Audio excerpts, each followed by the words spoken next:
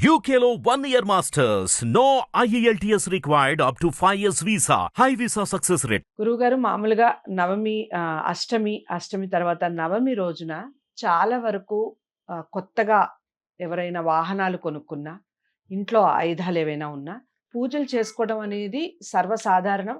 అందరూ జరుపుకుంటూ ఉంటారు. చిన్న సైకిల్ దగ్గర నుంచి కార్ల వరకు ఎవరైనా కానీ కంపల్సరీ అందరూ పూజలు చేసుకుంటారు. వాస్తవం. ఇక మీరు కోయదరులు ఏ విధమైన పూజా విధానం ఉంటుంది ఆయుధాలకి? అసలు మీ ఆయుధాలు ఏమిటి? దానికి సంబంధించిన వివరణ, మీ పూజా విధానం ఏ విధంగా ఉంటుంది ఆయుధ పూజ? అమ్మా, మీరు చెప్పారు కదా ఆయుధ పూజ అని. అయితే మాకు ఉండాల్సిన ఆయుధాలు ఏమిటంటే అమ్మా, మాకు ఉండాల్సిన ఆయుధం ఇదే, కపళం. ఈ కపళానికి శుద్ధి చేసేసి దీనికి బొట్లు పెట్టేసి తర్వాత ఇది పసిన కట్ట అంటే ఇది తెలుసు కదమ్మా. దీనికి శుద్ధం చేసేసి బొట్లు పెట్టేసి తర్వాత మా దగ్గర ఉండాల్సిన కత్తులు ఉంటాయి కదా, ఆ కత్తుల్ని శుద్ధం చేసేసి ఆ కత్తులకి బొట్లు పెట్టేసి దానికి నిమ్మకాయ పెట్టేసి శూలానికిగా కనబడుతుంది కదా, శూలానికి ఇలాగా శుద్ధం చేసి నిమ్మకాయలు పెట్టేసి ఇక్కడ మేము పూజించటం. ఎందుకంటే మా తాతలు ముత్తాతల దగ్గర ఉండాల్సిన కొన్ని వస్తువులు ఉంటాయి కదా, పాత వస్తువులు, బాణాలు, అంబులు. బాణం అంటే తెలుసు కదా, అంబు అంటే తెలుసు కదమ్మా. అంబు బాణాలు ఉంటాయన్నమాట. ఆ అంబు బాణాలకి మేము శుద్ధం చేసేసి దానికి బొట్లు పెట్టేసి ఈ కపళం లాంటిది ఇలాంటిది పశ్న కట్టకి మాకు ఇది కాలజ్ఞాన పశ్న కట్ట అంటారు అన్నమాట. ఈ కాలజ్ఞానం గురించి దీంట్లో ఉంటాయన్నమాట. మా గురువు గారు మాకు పూజ చేసి ప్రార్థన చేసి ఇస్తారు. ఈ ఇచ్చినవి మాకు ఏ ఆయుధం, మా ఆయుధమే ఇది. అంతేగాని ఇంకేరే ఆయుధాలు ఏం లేవు మనకి.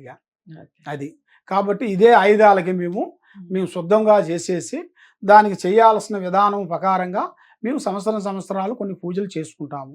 తర్వాత కొన్ని వస్తువులు ఉంటాయి కదా, మా తాతలు ముత్తాతలు వాళ్ళు పైన పెట్టుకునే ఈకలు లాంటివి, కొమ్ములు లాంటివి చాలా వస్తువులు, వాళ్ళు వేసుకునే దండలు, వాళ్ళు వేసుకునే కొన్ని పూజలు, అవన్నిటిని మేము శుద్ధం చేసేసి అన్నిటికీ బొట్లు పెట్టేసి అన్నిటికీ సాంబ్రేను పొగ చూపించేసి తర్వాత ఊదు పొగ వేసేసి ఊదు పొగ ఏది నిప్పులతో ఊదు పొగ వేసేసి దానికి ఆయుధాలు ఏమేమి ఆయుధాలు ఉన్నాయి అన్నిటికీ సాంబ్రాణి పొగ వేస్తా. సాంబ్రేణి పొగ, అదే ఊదు పొగ సాంబ్రేణి పొగ అంటే ఒకటే కదమ్మా.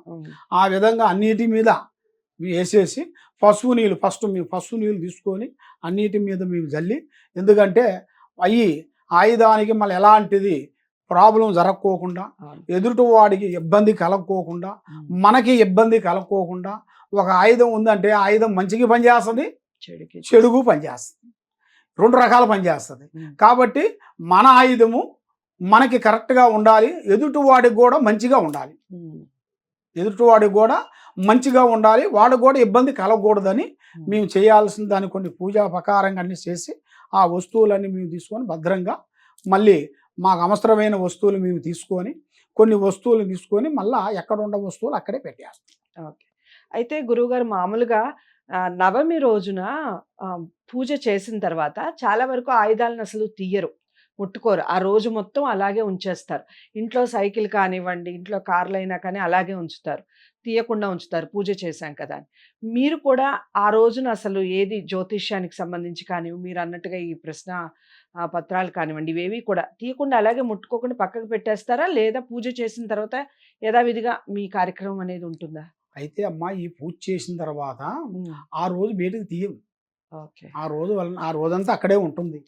ఆ రోజంతా ఉన్న తర్వాత మేము పూజలు పునస్కారాలు చేసుకొని అన్నీ అయిపోయిన తర్వాత ఊదు పొగ అవన్నీ వేసేసిన తర్వాత అవన్నీ చేసిన తర్వాత అవన్నీ వస్తువులు అక్కడే ఉంటాయి. ఆ రోజు వరకు మేమేం చెప్పం.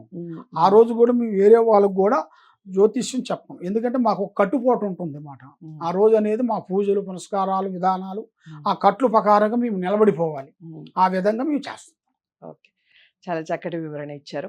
అదండి ఆయుధ పూజ కోయదొరలు ఏ విధంగా చేసుకుంటారు. చాలా కొత్తగా అనిపిస్తోంది కదా. ఇక ఈ కొత్తదనాన్ని మీరు ఇంతకుముందు ఎప్పుడైనా వాచ్ చేసి ఉంటే ఖచ్చితంగా కామెంట్ బాక్స్లో తెలియచేయండి, లేదా మేము జ్యోతిష్యాన్ని గురువుగారి దగ్గరే చూపించుకోవాలి అనుకుంటున్నాం, ఒకసారి కోయిదొరల్ని కలవాలి అనుకుంటున్నాం అనుకునేవారు ఎవరైనా ఉంటే స్క్రీన్ మీద కనపడే నెంబర్కి కాల్ చేస్తే సమ్మక్క సారక్క జ్యోతిష్యాలయంలో మీకు జ్యోతిష్యం చూడటం జరుగుతుంది. మీ వివరాలు ఏవైనా కానీ ఖచ్చితంగా గోప్యంగా ఉంచడం జరుగుతుంది. మీకు మాత్రమే చెప్పడం జరుగుతుంది. విషయాన్ని అందరికీ షేర్ చేసే ప్రయత్నం చేయండి. లైక్ చేసి అలాగే ఛానల్ని సబ్స్క్రైబ్ చేసుకోండి. మరో మంచి అంశంతో మళ్ళీ మీ ముందుకు వస్తాను. నమస్తే.